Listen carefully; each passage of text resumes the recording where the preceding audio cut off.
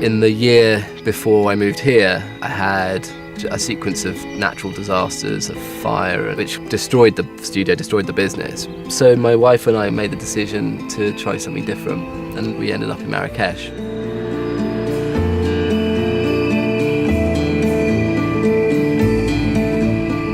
Very quickly we started getting into creative projects. Tatiana started writing, and I continued being a music producer. And people just started turning up at the house. There would be a knock at the door, and you know, this kid would be standing there saying that he's a rapper, or he's a singer, or he could play the lute, or the gumbri, or the bass, or the guitar. And you know, I didn't really want to turn them away, so I just invited them in. And we started recording, and slowly, something kind of came about, and it was never really planned. You know, I've had a bit of a carte blanche really with what I do, because you know, there was no business plan, and you know, I'm not like I had a plan. This is what I'm doing, and this is who I'm going to work with, and this is how I'm going to sell their product. And I know it sounds a little bit sort of confused, but actually sometimes that's the best way.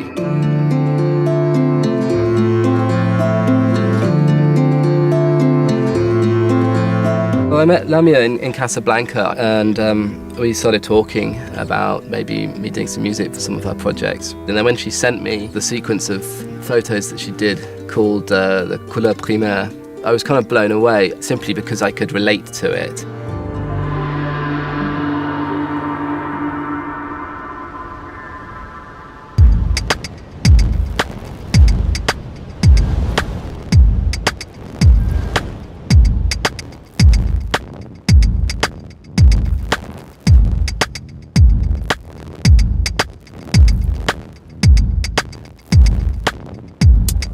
It's something that I wanted to do musically, what she did with the camera, and she really sort of went under the surface of a scene which is pretty difficult to crack.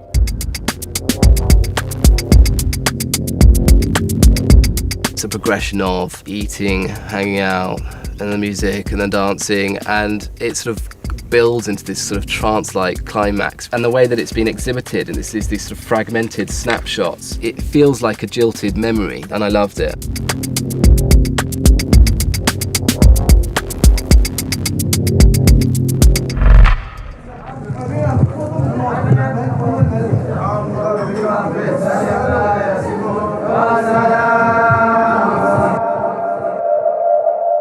I just started to do some shots in Morocco, went to Casbahs by myself with almost no money. And from that point, with this work that I first did, I started applying for grants, and that's how I really could develop my research in my own work.